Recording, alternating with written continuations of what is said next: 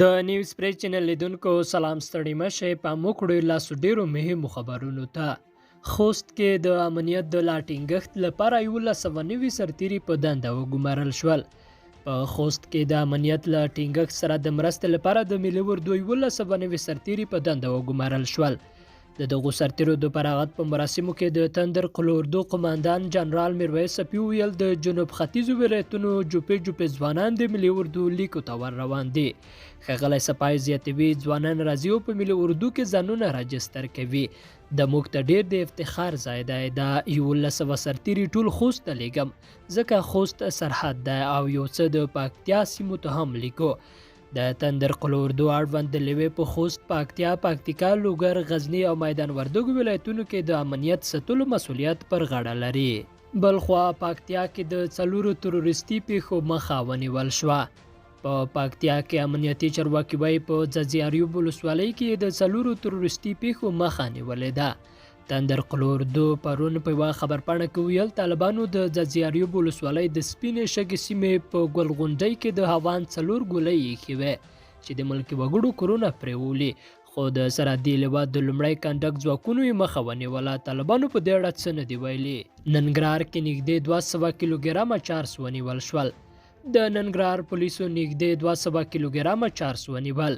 د کورنیو چارو وزارت ویان طارق آریان ازادي راډیو ته ویل په لومړیو عملیاتو کې چې له نشهیي موادو سره د مبارزې ځانګړو پولیسو په غني خیل ولسوالۍ کې وکړل، په نتیجه کې 140 کیلوګرامه چارس ونیول شول.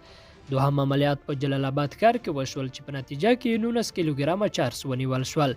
په پام کې وای چې دا چارس د پرچون په بڼه پر متدینو باندې وپلورل شي. د لومړیو عملیاتو په تړاو یو قاچاقونکی هم نیول شوی، خو د دوهمې قضیې په تور تر اوسه څوک نه دي نیول شوي. د خوست د شمال خوړ په مسیر یو استنادي دیوال جوړ شو. د خوست د شمال خوړ په مسیر یو استنادي دیوال جوړ شو چې د دې استنادي دیوال د ډیرو کورونو، سړک او کرنیزو ځمکو د تخریب مخه ونیوله. د خوست چارواکي وایي د دې خوړ په اوږدو کې د شمال لوی پل چې په ډیر لوړ قیمت جوړ شوی، هغه هم د سیلابونو په موسم کې د له منځه تللو له ګواښ سره مخامخ وه چې اوس د دې استنادي دیوال په جوړېدو یې ساتنه وشوه. د پنجشنبې په ورځ د لټکو د خان کلي په سیمه کې چې د یاد استنادي دیوال پرانیسته پکې وشوه، خوست والي تورن جنرال محمد کټوزي ازادي راډیو ته وویل یو استنادي دیوال چې 1915 متره طول لري. د استنادي دیوال خان کلی د لاره او کورونه د تخریب له خطره ژغورلی دي. خو به دریاب د کلي نږدې راتلو، د کلي خلک یې تهدیدول، زراعت یې له منځه وړو او غټ پل یې هم د تخریب سره مخامخ کړی و. نو د دې استنادي دیوال په جوړېدو سره ټول مشکلات له منځه تللی دي. د لټکو د خان کلي استنادي دیوال ته سیموال هم خوښ دي. وایي پخوا به چې کله سیلابونه راتلل نو دوی مجبور وو چې فرعي لارو ښار ته ولاړ شي. بلخوا پکتیا کې 1140 تازه دمي سرتیري له پوځي زده کړو وروسته فارغ شول.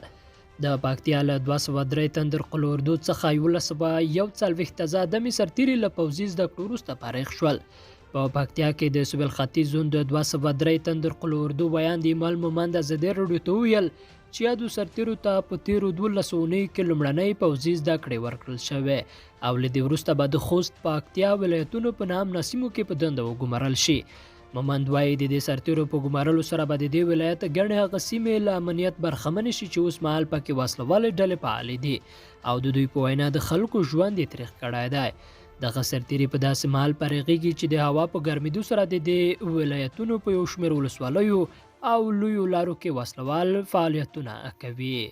د افغانستان دفاع وزارت وایي زابل او کندهار کې نږدې 40 طالبان ووژل شول. د افغانستان دفاع وزارت په جنوبي ولایتونو زابل او کندهار کې د نږدې 40 طالبانو د وژلو ادعا کوي.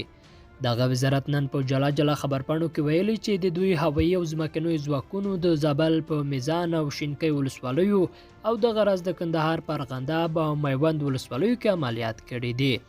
د دوی د ادعا له مخې زابل کې د عملیاتو پر مهال 22 طالبان وژل شوي او 13 نور ټاپیان دي او کندهار کې 12 طالبان وژل شوي او 15 نور ټاپیان دي. وزارت د خپلو ځواکونو د مرګ ژوبلې په اړه څه نه دي ویلي.